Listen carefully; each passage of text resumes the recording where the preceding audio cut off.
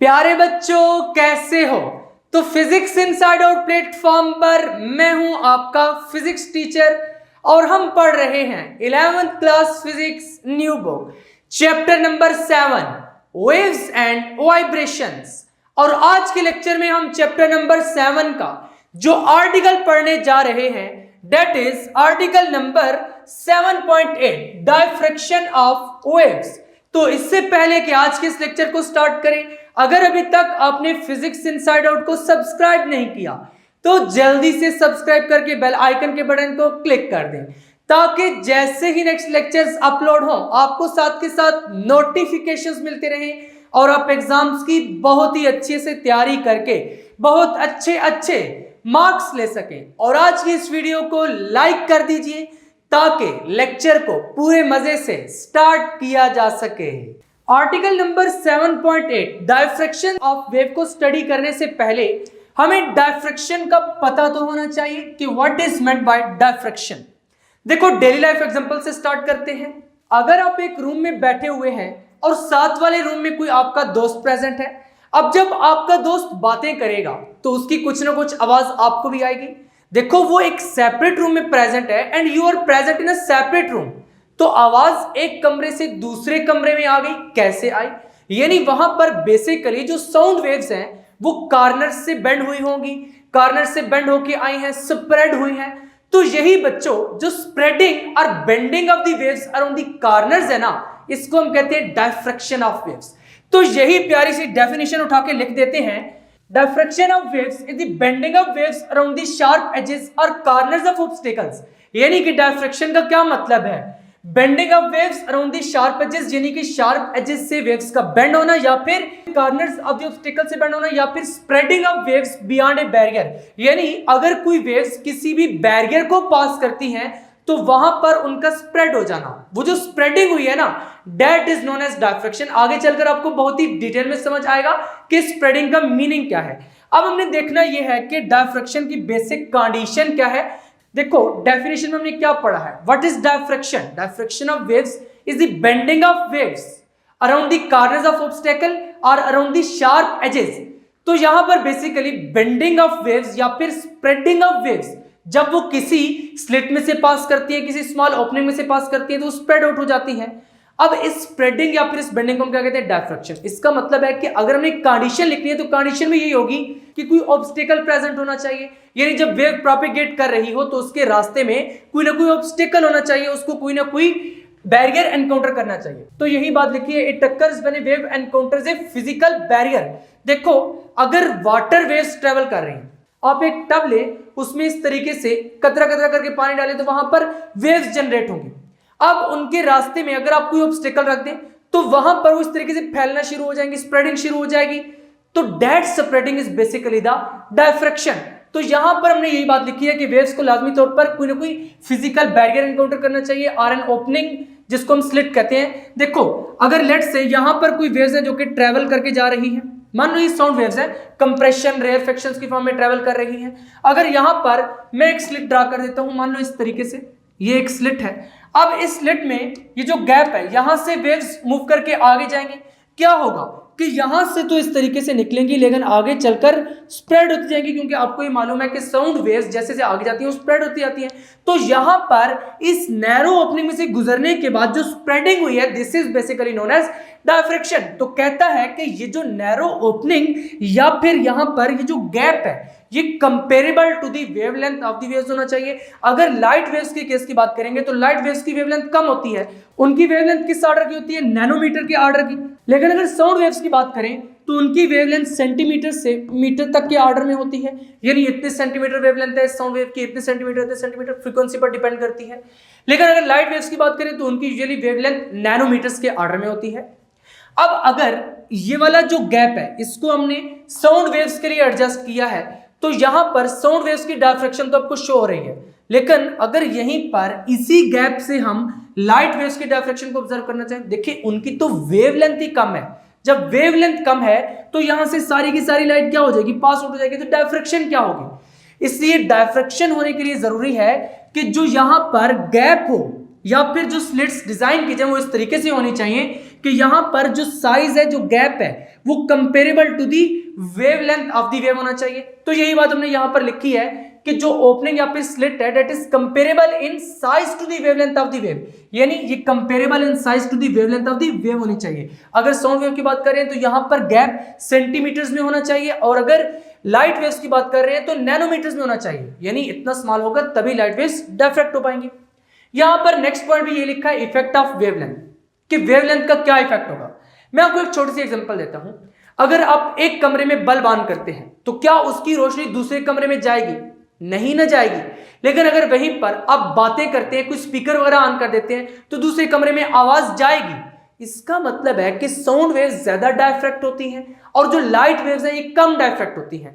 तो यहां से फिर मैं ये कंक्लूड कर सकता हूं कि जिन वेव्स की वेवलेंथ कम होती है वो कम डायफ्रैक्ट होती हैं, और जिनकी वेवलेंथ ज्यादा होती है वो ज्यादा डायफ्रैक्ट होती हैं, क्योंकि साउंड वेव्स की ज्यादा होती है। एक कमरे में बात करेंगे, दूसरे कमरे में आवाज आएगी, यानी वहां पर डायफ्रैक्शन ज्यादा हुई है, क्योंकि क्या है, वेवलेंथ ज्यादा है। तो यही बात लिखी है, द एक्सटेंट ऑफ डायफ्रैक्शन, यानी कितनी डायफ्रैक्शन हुई है ये वेवलेंथ पर डिपेंड करती है। Longer wavelength result in greater spreading. Spreading का क्या मतलब है, डायफ्रैक्शन, यानी कि अगर वेवलेंथ लॉन्गर होगी, जैसे कि साउंड वेव्स की वेवलेंथ है, तो वहां पर स्प्रेडिंग ज्यादा होगी, साउंड वेव्स ज्यादा स्प्रेड होती है। एक कमरे में बात करें, दूसरे कमरे में आवाज आएगी। लेकिन अगर उसी की बनस्पत शॉर्टर वेवलेंथ्स की बात करें, जैसे कि लाइट की वेव्स की वेवलेंथ है, तो वहां पर एक कमरे में बल्ब ऑन करने से दूसरे कमरे में रोशनी नहीं आती। उसकी वजह यह है कि उनकी वेवलेंथ कम है लाइट वेव्स की। Types of waves exhibiting diffraction. अब हमें देखना है कि कौन कौन सी वेव्स जो हैं वो डायफ्रैक्शन को एग्जिबिट कर सकती हैं। देखो, डिफरेंट टाइप्स की वेव्स डायफ्रैक्शन को एग्जिबिट कर सकती हैं, जैसे कि वाटर वेव्स है। वाटर वेव्स जब ओरिजिनेट हो रही होती हैं तो वहां पर अगर उनके रास्ते में आप कोई ऑब्स्टेकल रख दें तो वो ऑब्स्टेकल से क्रॉस करते हुए बेंड होंगी या फिर वहां पर स्प्रेडिंग वगैरह होगी, तो इसी को हम कहते हैं डायफ्रैक्शन। इसका मतलब है कि वाटर वेव्स में डायफ्रैक्शन हो सकती है, साउंड वेव्स में मैंने अभी आपको बताया कि डायफ्रैक्शन हो सकती है, लाइट वेव्स के केस में डायफ्रैक्शन हो सकती है, इलेक्ट्रोमैग्नेटिक वेव्स के केस में डायफ्रैक्शन हो सकती है। देखो, लाइट वेव्स क्या है, इलेक्ट्रोमैग्नेटिक वेव्स, तो यहां पर फिर इलेक्ट्रोमैग्नेटिक वेव्स के केस में भी डायफ्रैक्शन हो सकती है। अब हम नेक्स्ट बढ़ते हैं एग्जांपल्स ऑफ डायफ्रैक्शन की तरफ। तो कॉमन एग्जांपल्स में क्या क्या है, hearing sound from around a corner और through an open doorway because sound waves bend around edges. अभी मैं आपको एग्जांपल दे चुका हूं कि अगर दरवाजे से बाहर खड़ा होकर कोई पर्सन बात करेगा तो कमरे में आपको आवाज आ जाएगी, क्योंकि वहां पर बेसिकली जो साउंड वेव्स है वो क्या हुई है, डायफ्रैक्ट हुई है, वहां पर spreading of the sound waves हुई है, तो इसी को हम क्या कहते हैं, डायफ्रैक्शन। सेकंड एग्जांपल क्या है, the diffraction of X rays by crystal. It is very very important example. यहां पर बेसिकली क्या होता है कि एक्स रेज को जब किसी भी क्रिस्टल पर फॉल करवाया जाता है तो वहां से हमें डायफ्रैक्शन पैटर्न ऑब्टेन होता है। वो डायफ्रैक्शन पैटर्न क्यों ऑब्टेन होता है, क्योंकि वहां पर बेसिकली डायफ्रैक्ट होती है एक्स रेज। तो यहां पर यही एग्जांपल लिखी है कि diffraction of X rays by crystal lattice where the spacing between the atoms is comparable to the wavelength of the X rays. देखो, अगर ये हमारे पास एक लाइन है जिसमें यहां पर रो ऑफ एटम्स कुछ प्रेजेंट है, एक दूसरी लाइन है यहां पर एटम्स प्रेजेंट है, यहां पर। अब this is the spacing between the atoms.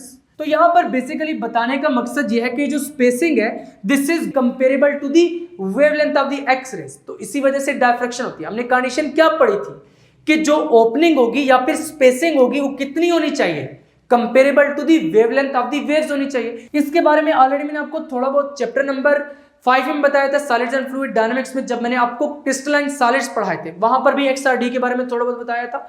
तो ये वही बात की जा रही है एक्सरे डायफ्रैक्शन के बारे में। अब हम नेक्स्ट बढ़ते हैं, जो कि हमारा आज का मेन टारगेट है, जिसको हमने पढ़ना है, दैट इज रिपल टैंक। देखो, रिपल टैंक एक बहुत ही जबरदस्त डिवाइस है फिजिक्स लेबोरेटरी में, और रिपल टैंक कोई इतनी बड़ी डिवाइस नहीं है, it is a simple device but very useful device to study the refraction, reflection and diffraction. किस तरीके की, ripple tank is a very useful apparatus used to generate water waves। इससे water waves generate हो सकती हैं। देखो, water waves तो एक सिंपल सी बात है, और क्या क्या हो सकता है, and demonstrate wave properties including reflection, diffraction and refraction. यानी इससे आप डिफरेंट वेव्स प्रॉपर्टीज को पढ़ सकते हैं जिनमें रिफ्लेक्शन है, डायफ्रैक्शन है और रिफ्रैक्शन है। अब स्टूडेंट्स को इन टर्म्स के बारे में यूजुअली मालूम नहीं होता कि ये वाली जो टर्म्स हैं ये बेसिकली है क्या, रिफ्लेक्शन, डायफ्रैक्शन एंड रिफ्रैक्शन।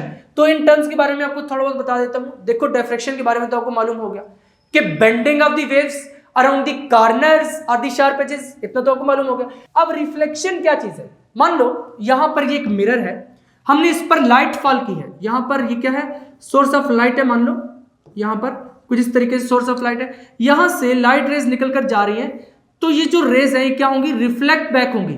तो ये जो रिफ्लेक्ट बैक हुई है ना इस मिरर से, इसको हम कहते हैं बेसिकली रिफ्लेक्शन।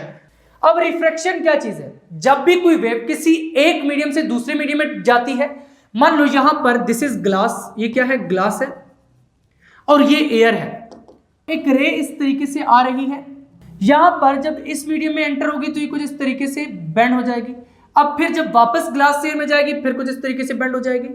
ये जो बेंडिंग हुई है ना वेव्स की, देखो यहां से ये रे आई, रे ऑफ लाइट आई, एक मीडियम से दूसरे मीडियम में गई, बेंडिंग हुई, तो this bending is basically known as refraction. तो यहां पर फिर रिफ्रैक्शन की डेफिनेशन क्या हो जाएगी, when a wave travels from one medium to another medium it bends, तो वो जो बेंडिंग हुई है it is known as refraction. अगर रिफ्रैक्शन की सिंपल सी एग्जांपल मैं आपको दूं, तो आप एक ग्लास लें जिसमें कुछ पानी डालें, कांच का ग्लास लें उसमें कुछ पानी डालें और पेंसिल को उसमें रखें, तो जहां पर वाटर की सरफेस होगी जो कि एयर से मीट कर रही है, वहां पर आपको पेंसिल बेंड हुई नजर आएगी। वो क्यों नजर आएगी बेंड हुई, ड्यू टू रिफ्रैक्शन। लेकिन आज के लेक्चर में हमने रिपल टैंक के जरिए क्या पढ़ना है, हमने डायफ्रैक्शन को स्टडी करना है, क्योंकि हमारा आर्टिकल है ये था डायफ्रैक्शन ऑफ वेव्स। तो चलिए रिपल टैंक को यूज करते हुए डायफ्रैक्शन ऑफ वेव्स को स्टडी करते हैं। यहां पर रिपल टैंक हमें कुछ इस तरीके से दिखाई देता है। इस डायग्राम को मैंने बड़ी मेहनत से ड्रा किया है, ये प्रॉपर स्केच, आपने भी इसको इसी तरीके से अपने नोट्स पर भी ड्रा करना है, और अगर पेपर में ये क्वेश्चन आ जाए, it is a long question, तो अगर ये क्वेश्चन आ जाए तो आपने इसी तरीके की डायग्राम क्या करनी है, ड्रा करनी है। This is basically ripple tank. अब रिपल टैंक में होता क्या है, यहां पर ये एक ट्रे है जिसमें वाटर प्रेजेंट होता है, तो इसको हम कह देते हैं वाटर सरफेस। क्या कह देंगे, वाटर सरफेस कह देंगे। बेसिकली इस ट्रे में क्या प्रेजेंट होता है, वाटर प्रेजेंट होता है। उसके बाद जो इसका मेन पार्ट है दैट इज दिस, यहां पर ये एक मोटर होती है, इस मोटर के आगे एक नीडल लगी होती है, जब वो घूमती है ना तो यहां पर वाइब्रेशंस प्रोड्यूस होती हैं। जब वाइब्रेशंस प्रोड्यूस होंगी ना तो ये वाला जो पार्ट आपको नजर आ रहा है, ये वाला पार्ट ये इस तरीके से करेगा, सरफेस पे टक टक टक टक टक टक टक टक इस तरीके से करता जाएगा। जब यहां पर वाटर की सरफेस पर ये ऐसे ऐसे ऐसे ऐसे ऐसे करेगा तो क्या होगा कि वाटर में वेव्स जनरेट होना स्टार्ट हो जाएंगी, कुछ इस तरीके से लाइंस की फॉर्म में।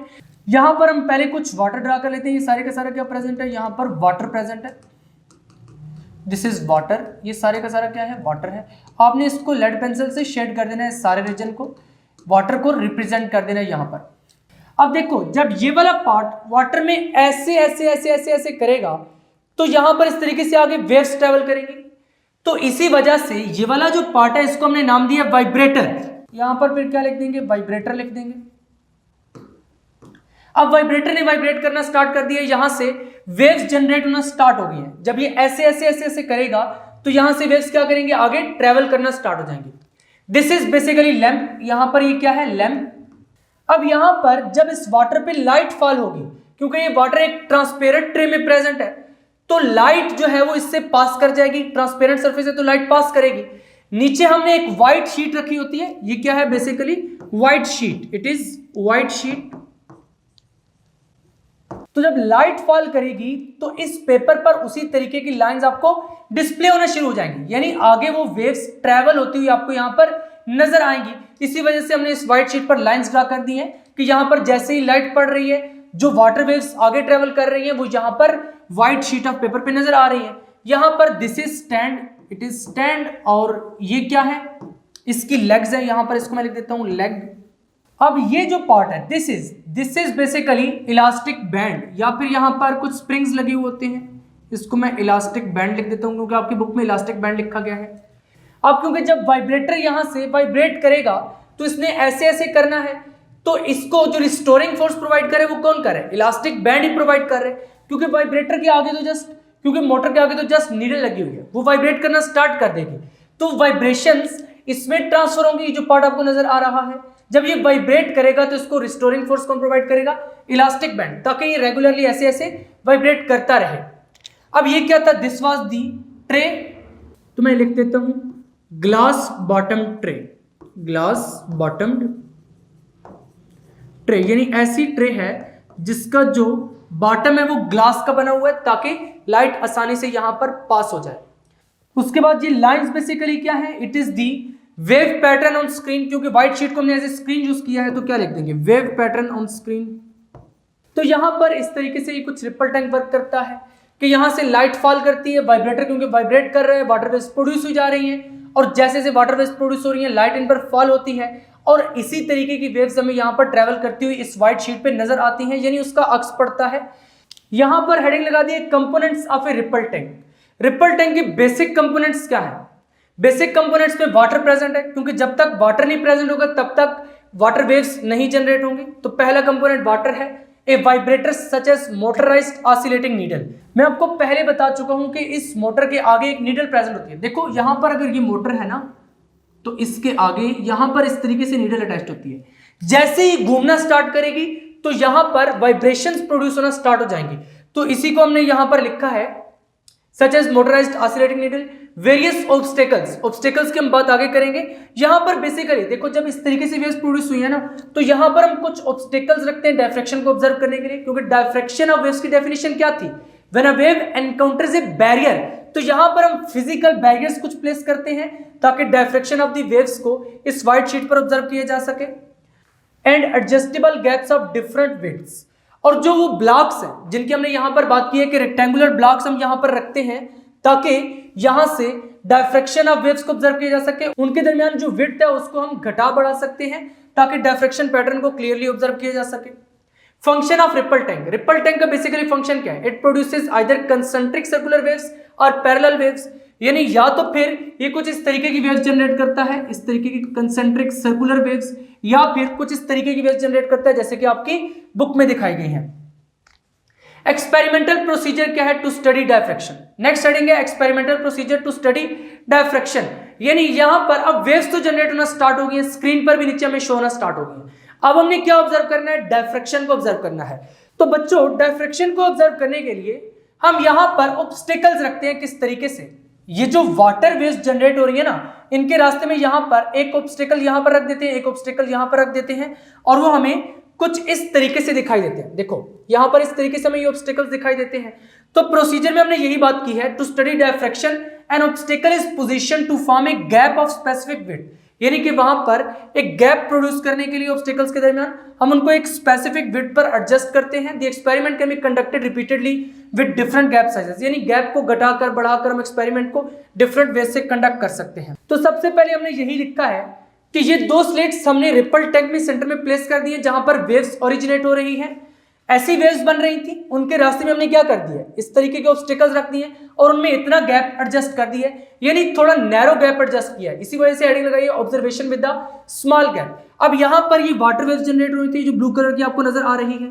आगे हमने ये वाले ऑब्स्टेकल्स प्लेस कर दिए, ये जो दरमियान में गैप है, अब इस गैप से वो पास होना स्टार्ट होंगी, तो यहां पर क्या होगा, डायफ्रैक्शन होगी, यानी इस नैरोअर गैप से जैसे ही आगे मूव करेंगी तो यहां पर वेव्स डायफ्रैक्ट होना स्टार्ट हो जाएंगी। देखो जैसे जैसे आगे मूव कर रही है आपको स्प्रेड होती हुई नजर आ रही है। अब ये स्प्रेडिंग क्यों नजर आ रही है? Due to this small gap. अगर ये गैप ज्यादा होता तो जैसी वेव्स पीछे थी ऐसे ही आगे ट्रांसफर हो जानी थी, लेकिन हमने क्योंकि डायफ्रैक्शन को ऑब्जर्व करना है इसलिए पहले गैप को स्मॉल रखा है। जो स्मॉल गैप को रखा है तो यहां से ही वाटर वेव्स जैसे ही ट्रेवल करेंगी इस नैरो गैप से पास करेंगी, तो यहां पर इस तरीके का कुछ डायफ्रैक्शन पैटर्न आपको मिलेगा। स्क्रीन पर बकायदा हमें ये वाला डायफ्रैक्शन पैटर्न ऑब्जर्व करने को मिलता है। तो इसी वजह से लिखा है when the gap width is small relative to the wavelength, यानी कि अगर वेवलेंथ की बनिस्बत हम इसको स्मॉल रखें तो क्या होगा कि डायफ्रैक्शन अक्कर होगी। पहले मैं आपको बता चुका हूं कि अगर वेवलेंथ से स्मॉल होगा तभी डायफ्रैक्शन होगी, अगर वेवलेंथ से ज्यादा होगा फिर तो वेव्स डायरेक्टली पास कर जाएंगी, वहां पर डायफ्रैक्शन नहीं होगी। तो यहां पर हमने जो वाटर वेव्स प्रोड्यूस हुई हैं उनकी वेवलेंथ से स्मॉल गैप रखा है। The waves bend around the edges, देखो यहां पर अब वेव्स बेंड हो रही हैं इन एजेस के around, forming a semi circular wave pattern. और ये आपको एक सेमी सर्कुलर वेव पैटर्न मिल रहा है। सेमी सर्कल का क्या मतलब है? सर्कल का हाफ पार्ट। एक पूरा सर्कल होता है उसको अगर हाफ कर दें तो क्या बन जाता है? सेमी सर्कल बन जाता है।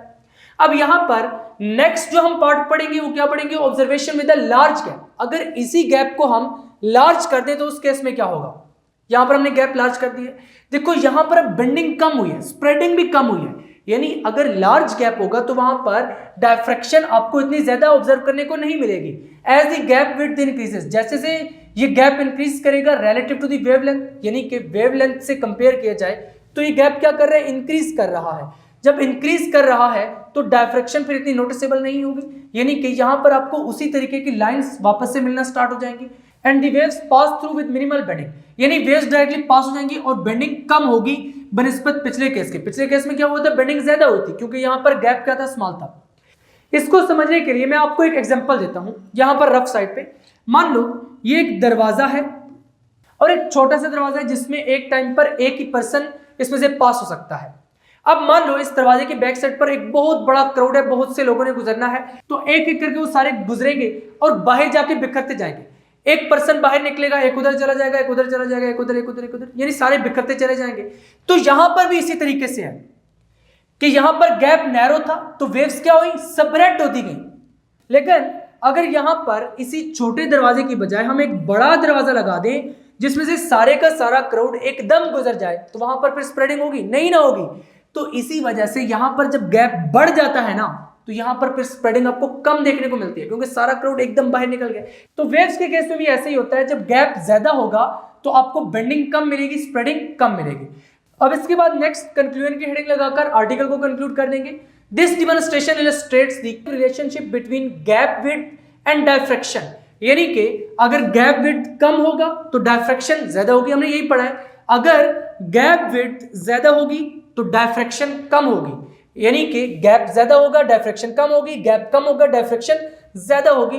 तो यहां पर इसी चीज को हमने क्या देखा है, क्वालिटेटिवली, यानी कि क्वालिटेटिवली देखा है, डायग्राम्स बनाकर देखा है, मैथमेटिकली नहीं देखा। अगर मैथमेटिकली देखते तो फिर हम कहते हैं कि क्वांटिटेटिवली हमने देखा है। हमने क्या देखा है, क्वालिटेटिवली देखा है, तो इसी वजह से लिखा है the qualitative relationship between gap width and diffraction showing how size of opening relative to wavelength influences wave behaviour, कि किस तरीके से कम विड्थ होगी तो डायफ्रैक्शन ज्यादा होगी, अगर ज्यादा विड्थ होगी तो डायफ्रैक्शन कम होगी, यानी इस चीज को हमने क्या किया, ऑब्जर्व किया है। तो यहां पर ये वाला आर्टिकल कंप्लीट होता है। उम्मीद है कि आपको डायफ्रैक्शन ऑफ वेव अच्छे तरीके से समझ आ चुकी होगी। अगर अभी तक आपने फिजिक्स इनसाइड आउट को सब्सक्राइब नहीं किया तो जल्दी से सब्सक्राइब करके बेल आइकन के बटन को क्लिक कर दें, ताकि जैसे ही नेक्स्ट लेक्चर्स अपलोड हो आपको साथ के साथ नोटिफिकेशंस मिलते रहें और आप एग्जाम्स की बहुत ही अच्छे से तैयारी करके बहुत अच्छे मार्क्स ले सकें। मिलेंगे नेक्स्ट लेक्चर में, तब तक के लिए अल्लाह हाफिज।